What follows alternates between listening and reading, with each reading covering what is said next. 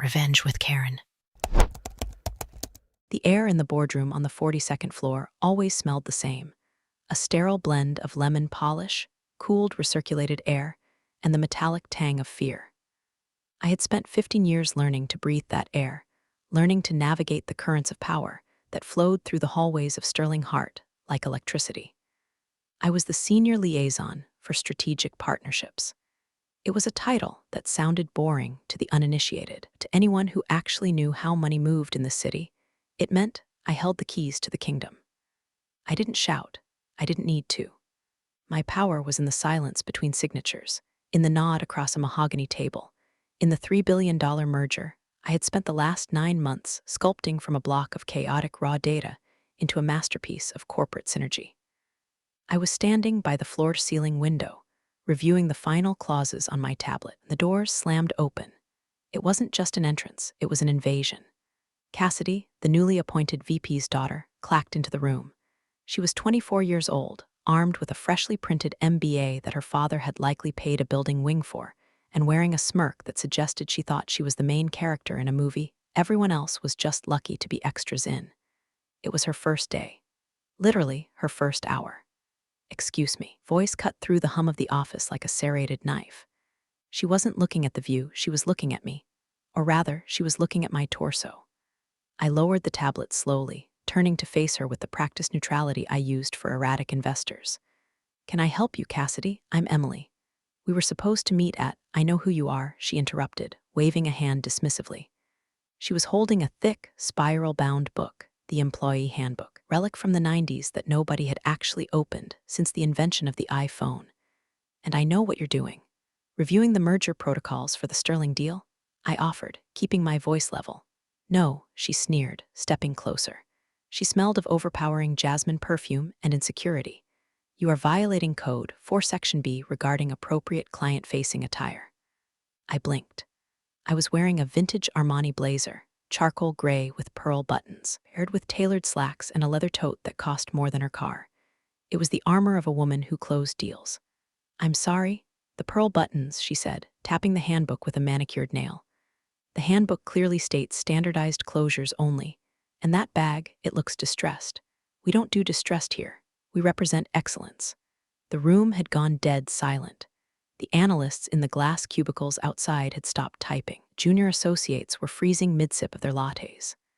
This is the part where I usually tell people that if you enjoy watching train wrecks in slow motion or stories about people getting exactly what they deserve, you should probably take a second to hit that follow button and upvote, because trust me, the crash is coming. But right then, nobody was moving. "Cassidy," I said, my voice dropping an octave, deadly calm. "A meeting with Marcus Sterling in 48 hours to finalize a $3 billion acquisition. This blazer is not the issue. The issue is that you are interrupting my preparation." She turned a shade of red that clashed with her scarf. She wasn't used to pushback. She was used to Daddy's credit card and terrified interns. "I am the Vice President's Chief of Staff," she announced, throwing a title around that I knew didn't technically exist for her pay grade. "I am enforcing standards. If you can't follow the basic rules of this company, how can we trust you with its future?" It was so absurd I almost laughed, but I saw the gleam in her eye. She didn't care about the buttons. She wanted a scalp. She wanted to prove on day one that she was the alpha predator. She had picked me because I looked established, and taking down the matriarch is the quickest way to scare the pack. "Go home, change. Write a formal apology to HR for the infraction," she commanded, crossing her arms. I looked at her, really looked at her. I saw the tremor in her hands, the desperate need for validation. I also saw the complete lack of understanding of what I actually did. "No," I said simply. "Excuse me, no. I have work to do." I turned back to the window. "You're fired," she shrieked. The words hung in the air, heavy and ridiculous. I turned back around. She was panting slightly, eyes wide. She had committed. She had pulled the trigger. "You can't be serious," I said, not pleading, but analyzing.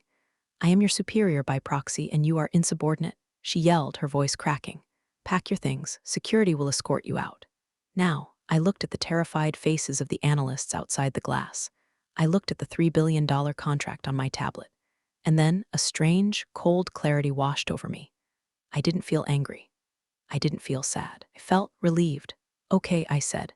Cassidy blinked, expecting a fight, expecting begging. "Okay, you're right, Cassidy," I said, snapping the cover of my tablet shut. "Standards are important. I'll pack my things immediately." I didn't wait for her response. I walked past her, my shoulder brushing hers, and headed for my office. She thought she had just exerted dominance. She had no idea she had just pulled the pin on a grenade that wouldn't explode for 48 hours. He had just fired the only person in the hemisphere who could interpret the handshake codes of the Sterling family. As I walked down the hall, I didn't look back, but I could feel her staring, confused by my compliance, wondering why the kill felt so empty. My office was a sanctuary of controlled chaos.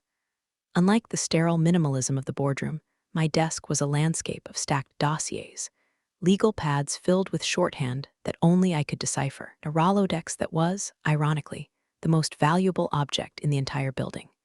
Cassidy probably thought everything was digitized. She didn't understand that in the world of high-stakes mergers, the real deals were made on personal cell numbers written on the back of cocktail napkins and business cards kept in leather binders. I didn't rush. Rushing implies guilt, or at least panic. I had neither. I opened my drawers with the slow precision of a bomb disposal technician. First, the personal items. The framed photo of my father, who had taught me that integrity is expensive, but desperation costs more. The crystal paperweight Marcus Sterling had given me after we closed the Tokyo deal 5 years ago. And then the Rolodex. I dropped it into my distressed leather tote. It landed with a heavy, satisfying thud. I could see my assistant, Sarah, hovering in the doorway. She was pale, her hands twisting a tissue into confetti. "Emily," she whispered, as if speaking too loud might summon the demon in the hallway. "Is it true? Did she actually?" "It's true, Sarah," I said, keeping my voice soft. I picked up a stack of files, the preliminary due diligence for the Sterling merger. I held them for a second, weighing them. These were the company copies. Technically, they belonged here. I set them back down on the desk, right in the center. "But the merger," Sarah stammered. "The meeting is in 2 days. Nobody else knows the leverage ratios. Nobody else knows about the appendix clauses. I'm sure Cassidy is very capable," I said, and the lie tasted sweet like cyanide. "She has an MBA, Sarah. She reads the handbook." I cleared my computer history. I logged out of the encrypted server. I wiped the local cache. I wasn't destroying company property. I was simply removing my personal intellectual footprint. If they wanted to navigate the labyrinth of this deal, they would have to do it with the maps they had on file, not the shortcuts in my head. I put on my coat. It was cashmere, soft and warm against the sudden chill of the office air conditioning. I picked up my tote. When I stepped out of my office, the entire floor was pretending to work. Heads were bowed, but eyes were darting.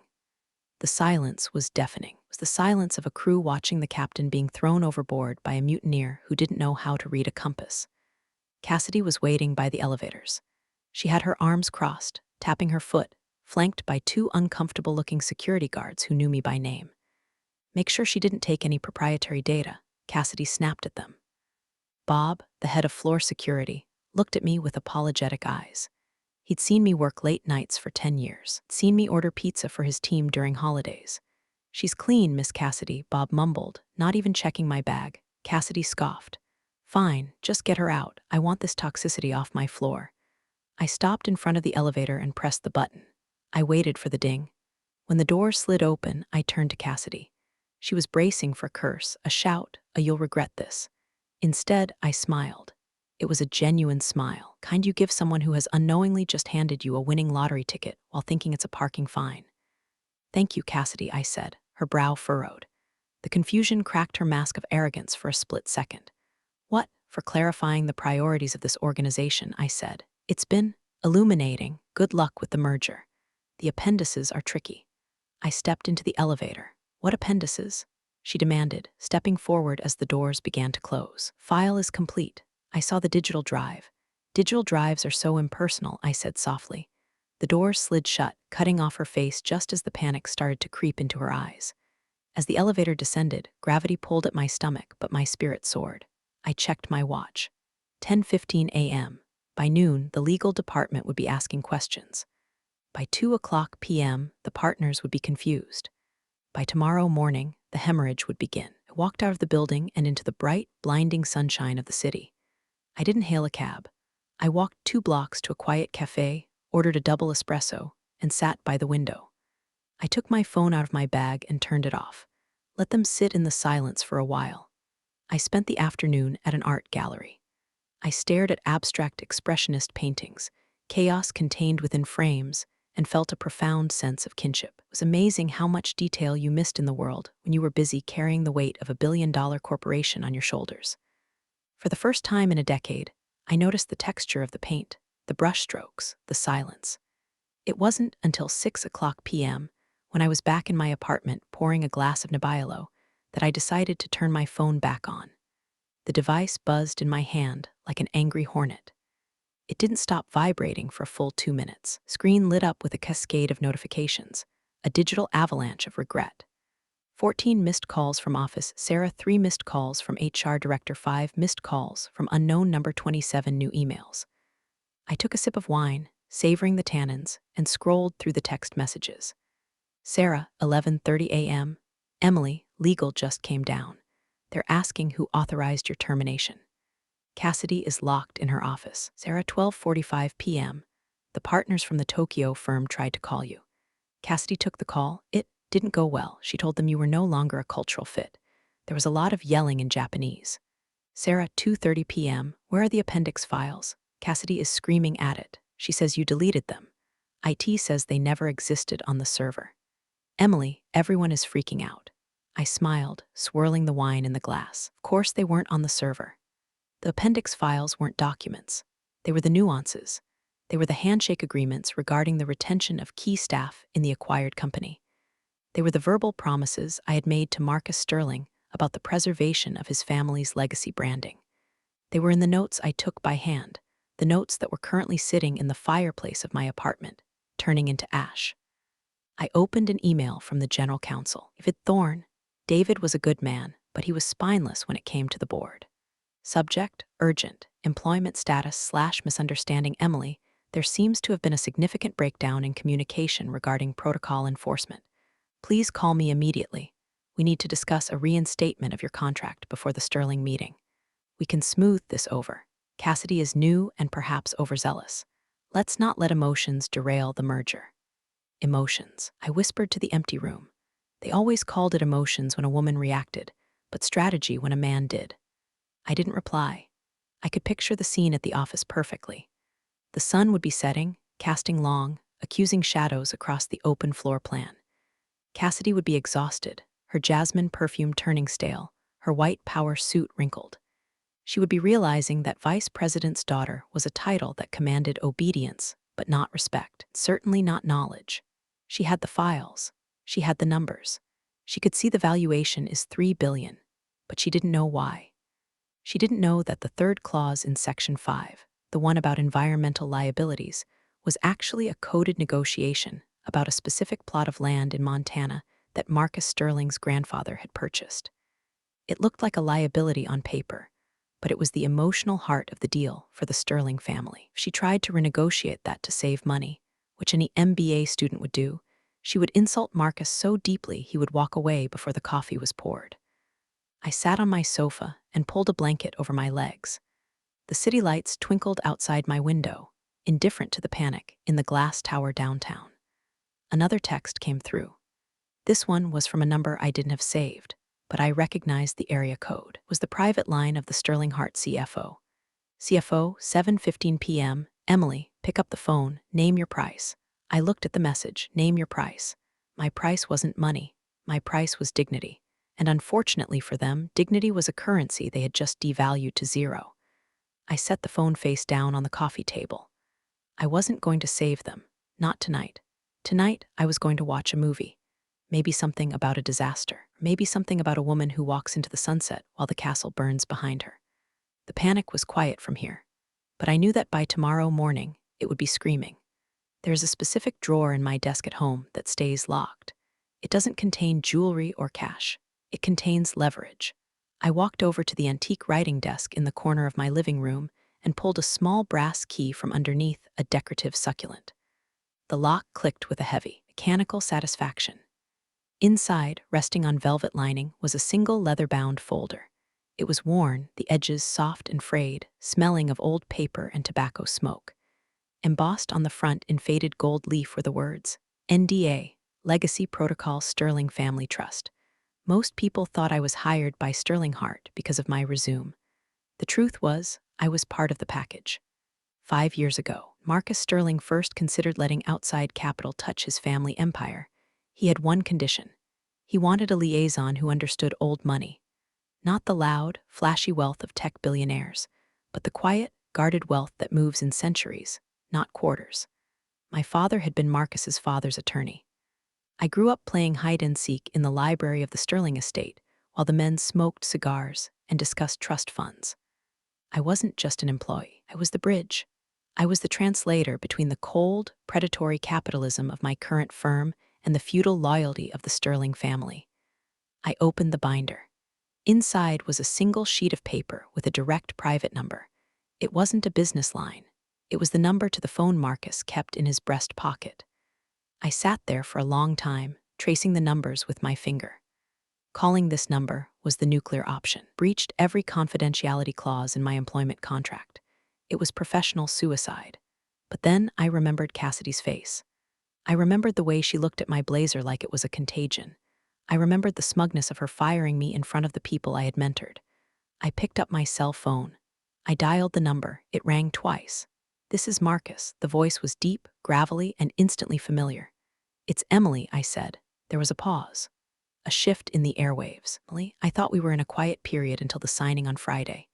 "We were," I said, keeping my voice steady. "But the parameters have changed." "Changed how?" The warmth drained from his voice, replaced by the steel of a man who owned shipping fleets. "I've been terminated," I said. The silence on the other end was absolute. It lasted so long I thought the call had dropped. "Terminated?" He repeated, the words sounding foreign in his mouth. "By whom?" "The board." "The SEC find something?" "No," I said. "By the new vice president's chief of staff. A dress code violation, and a misalignment of culture." "A dress code violation," Marcus said flatly. "Yes. And who is handling the transition of the Montana assets?" "Nobody," I said. "Cassidy, the new chief of staff, believes the files on the server are sufficient." I heard a sound that might have been a laugh or might have been a growl. Files on the server listed the Montana property as non-revenue generating acreage. "Without your addendum, the algorithm will flag it for liquidation within 6 months." "Correct," I said. "So, they fired the only person who knows where the bodies are buried, and they did it 2 days before the biggest merger in their history." "That appears to be the situation." "Emily," Marcus said, and his voice dropped to a conspiratorial whisper. "Are you free for breakfast tomorrow?" "I'm unemployed, Marcus. I'm free all day." "Good, meet me at the Pierre." 8 a.m., and Emily? "Yes, don't sign anything with them. Not a severance package, not an NDA extension. Nothing." I wouldn't dream of it. I hung up the phone. My heart was pounding, a slow, heavy drum in my chest. I had just crossed the Rubicon. I wasn't just a fired employee anymore. I was an active combatant. I closed the leather binder and locked the drawer. The apartment felt different now. It wasn't a refuge anymore, it was a war room. The Pierre Hotel serves breakfast with the kind of hushed efficiency that makes you feel like you're plotting a coup, which, in a way, we were. Marcus Sterling looked exactly as he always did, immaculate in a navy suit, silver hair swept back, eyes that had seen everything and was impressed by none of it. We didn't discuss the weather. We didn't discuss the menu. "They called my team this morning," Marcus said, buttering a piece of toast with surgical precision. "Oh," I sipped my tea. "Yes, a woman named Cassidy." She sounded breathless. Marcus paused, a flicker of amusement dancing in his eyes. "She told my lead counsel that you were unavailable due to a sudden medical emergency. She said you were hospitalized with severe exhaustion, but had fully briefed her on the deal." I set my cup down. The audacity was breathtaking. It wasn't just a lie, it was a verifiable, dangerous lie. If I was sick, the deal could be delayed legally. If I was fired, the key man clause in the contract, which stated that key personnel changes must be disclosed immediately, would trigger a voiding of the exclusivity agreement. "She's trying to buy time," I said. "She thinks if she can get you in the room, she can charm her way through the Montana clauses." "She thinks I'm an idiot," Marcus corrected. "She thinks I'm a checkbook with legs." Wiped his mouth with a linen napkin. My assistant, James, did a little digging. "Apparently, HR is currently in a standoff with this Cassidy. The board wasn't notified of your termination until this morning. The CFO is reportedly throwing staplers." "That sounds like him," I noted. "Here is the situation, Emily." Marcus leaned in. "I don't do business with amateurs. and I certainly don't do business with liars. The deal with Sterling Hart is dead. I'm going to kill it, but he let the word hang there. But I still need to sell, and I still want you to run the transition. He reached into his briefcase and pulled out a thick document. It wasn't a merger agreement. It was a consultancy contract. My holding company is looking for director of strategic acquisitions. The salary is double what you were making. The equity is significant. And the first assignment is to find a new buyer for my company. Looked at the contract. It was freedom. It was power. It was the ultimate revenge. There's just one thing, Marcus added, a shark-like grin spreading across his face. I haven't canceled the meeting at your old office yet. It's scheduled for tomorrow at 9 a.m. Why not? Because I want to see her face when she tries to explain why the hospitalized liaison is sitting on the other side of the table. I felt a cold shiver of anticipation. Want me to come to the meeting? No, Marcus shook his head. I want you to be in the lobby. I want you to be the last thing she sees before her career evaporates. I'll handle the meeting. You just handle the exit. My phone buzzed again on the table. It was an automated alert from the Sterling Hart server. My access credentials had been officially revoked. But then, a second alert. A news notification. Market rumors swirl. Sterling Hart merger facing procedural delays as key exec rumored to exit. The leak had sprung. The sharks were circling. I accept, I said to Marcus, picking up the pen. Good, he said. Now, finish your eggs. You're going to need your strength. Watching an empire crumble is exhausting work. Later that afternoon, I walked past the Sterling Hart building. I stayed on the other side of the street, hidden behind oversized sunglasses. I could see the activity on the 42nd floor through the glass walls. Figures were pacing. Lights were blazing. It looked like an ant colony that had just been kicked. I checked my email on my personal phone. There was one last desperate message from Cassidy herself. Emily, please call me. We can fix this. I didn't mean it. It was a stress reaction. My father is asking questions. Please, I deleted it. There are no takebacks in the big leagues, Cassidy. You read the handbook. Should have read the room. The morning of the meeting, the sky was a bruised purple, threatening rain. It matched the mood I imagined was permeating the executive suite across the street. I sat in the corner booth of the Grind, a coffee shop directly opposite the main entrance of the Sterling Hart Tower. It was 8:30 a.m. The meeting was scheduled for 9 o'clock. I wasn't alone. James, Marcus's personal assistant, man who looked like he was carved out of marble and dressed by Tom Ford, sat across from me. We had a stack of documents on the table. They were the onboarding papers for my new role at Sterling Holdings. Marcus is en route, James said, checking his watch. He's currently 5 minutes away. He asked me to ensure you were visible. Visible? I asked. To the tower, James gestured discreetly toward the glass skyscraper across the street. I looked up. Floor-ceiling windows of the lobby were clear. And there, pacing back and forth near the security desk, was a figure in a white suit. Cassidy. She looked frantic. She was yelling at a receptionist, gesturing wildly at the elevators. She was trying to ensure everything was perfect for Marcus's arrival. She wanted to look like the gatekeeper. Then she stopped. She looked out the window. At first, she just scanned the street. Then her gaze locked on the coffee shop. Distance was about 50 yards, but I saw her freeze. She saw me. And more importantly, she saw James. She knew James. Everyone knew James. He was the harbinger of Marcus Sterling. And he was sitting with me, laughing, handing me a pen.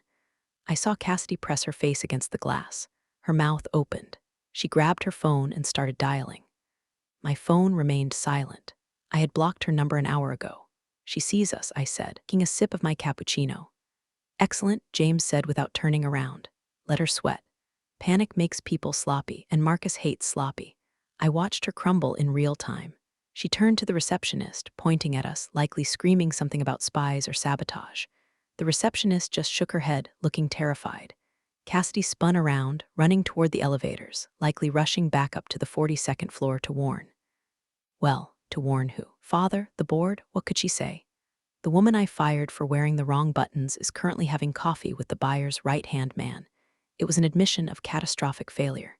She's running back upstairs, I reported. James nodded. She's going to try to intercept the narrative. Too late. The narrative left the building yesterday with your box of personal effects. James gathered the papers. You're officially signed, Emily. Welcome to the family. Now, per Marcus's instructions, are to wait here for exactly 20 minutes. Then, cross the street and enter the lobby. Just stand there, be the ghost at the feast, and Marcus, he's pulling up now. I looked out the window. A sleek black town car glided to the curb in front of the tower. The driver opened the door, and Marcus Sterling stepped out. He buttoned his jacket, checked his cufflinks, and looked up at the building with the expression of a demolition expert examining a condemned structure. Didn't look at the coffee shop. He walked straight into the lion's den. "Showtime," James whispered. I watched Marcus enter the revolving doors. I knew exactly what was about to happen. Cassidy would be scrambling down from the 42nd floor, out of breath, sweaty, trying to compose herself. She would meet him with a lie, and he would meet her with the truth. I waited. 1 minute, 5 minutes. 10. The rain started to fall, blurring the glass, turning the world into a watercolor painting of gray and steel. But I saw everything clearly. I paid for the coffee. I checked my reflection in the window. My blazer was perfect. My distressed tote bag was on my shoulder. It was time to go say hello. The lobby of the Sterling Hart building was designed to intimidate. 3 stories of marble, a waterfall that cost more than my college tuition, and acoustics that amplified every footstep, pushed through the revolving doors, and the sound of the waterfall washed over me. The air was cool. The scene played out like a tableau vivant. Marcus Sterling was standing in the center of the atrium, near the security turnstiles. He wasn't moving toward the elevators. He was standing like a statue. Cassidy was there. She must have sprinted down the service stairs because she was slightly disheveled, her white suit looking less power and more panic. She was flanked by the CFO and the general counsel, who both looked like they wanted to be invisible. I walked quietly across the marble floor. My heels clicked, a rhythmic, steady sound that cut through the white noise of the water. I stopped about 20 feet away, close enough to hear, far enough to watch. "Unforeseen complications," Cassidy was saying, her voice shrill, bouncing off the hard surfaces. "But as I said, Emily is indisposed. She's in the hospital. Want to worry you with the details." Marcus stared at her. He didn't blink. "In the hospital," he repeated. His voice wasn't loud, but it carried. "Yes," Cassidy nodded vigorously. "Very sudden, but she briefed me fully. I am ready to proceed with the signing." Marcus reached into his pocket and pulled out his phone. He tapped the screen once. "That's strange," Marcus said, "because I just received a text from her. She says the coffee across the street was excellent." Cassidy froze. The blood drained from her face so fast she looked like a wax figure. The CFO's head snapped up. "What?" the CFO croaked. Marcus turned slightly, scanning the lobby. His eyes landed on me. He didn't smile, he just nodded. Cassidy turned. She saw me standing there, healthy, calm, holding my tote bag, the hospitalized invalid. The silence that followed was heavy enough to crush a car. She, Cassidy stammered, pointing a shaking finger at me. "She's lying. She must have." I fired her. The truth vomited out of her before she could stop it. The CFO turned on Cassidy, his eyes bulging. "You did what?" Marcus looked back at Cassidy. His expression was one of pure, unadulterated disgust. "You told my legal team she was sick. You lied to me, to my board, and to your own partners. And you fired the project lead 48 hours before closing for." He looked me up and down. "For what, exactly?" "She violated dress code." Cassidy shrieked, desperate, cornered. "Her buttons, her bag, it's in the handbook." Marcus laughed. It was a dry, harsh sound. "You fired the architect of a $3 billion deal over buttons." He turned to the CFO. "Is this the leadership I'm buying? Is this the judgment I'm investing in?" "Mr. Sterling, please." The CFO stepped forward, hands raised. "This is a misunderstanding. Cassidy is. She's new. We can bring Emily back. Can reinstate her immediately with a bonus." Marcus raised a hand. "No," he turned to me. "Emily, are you employed by this company?" I stepped forward. "No, Mr. Sterling. My employment was terminated for cause effective Tuesday morning." "Then you have no authority to negotiate. None whatsoever." Marcus turned back to the group. He looked at Cassidy, who was now trembling, tears welling in her eyes. "Then there is no one here I trust to sign this paper," Marcus said. He signaled to James, who was standing by the door. "The meeting is off. You can't," Cassidy screamed. "My father will sue. We have a term sheet." "Term sheets are contingent on due diligence and good faith," Marcus said, his voice ice cold. "You have demonstrated neither." He turned on his heel. "Good day." The moment the revolving door spun shut behind Marcus Sterling, the lobby exploded. It wasn't a physical explosion. The psychological blast wave was just as violent. The CFO, a man named Henderson who had survived 3 hostile takeovers and a federal audit, turned on Cassidy with a face the color of a ripe plum. "You fired her," Henderson roared. The acoustics of the lobby amplified his rage into a thunderclap. You fired the liaison, without consulting legal, without consulting the board. She was insubordinate. Cassidy cried, shrinking back against the security desk. It was disrespectful. I am the VP's chief of staff. You're a liability. Henderson shouted, spittle flying. Do you have any idea what you just did? That was $3 billion walking out the door. That was our stock price. That was my pension. Security guards were looking at their shoes. Receptionists were pretending to type on dead keyboards. I stood there, an observer to the carnage. Cassidy looked around wildly for an ally. Her eyes landed on me. Hate in them was toxic, but it was mixed with a terrifying realization that she had dug her own grave. This is your fault, she screamed at me. You set me up, you planned this. I planned to wear a blazer, I said calmly, my voice cutting through her hysteria. You planned the rest, Cassidy.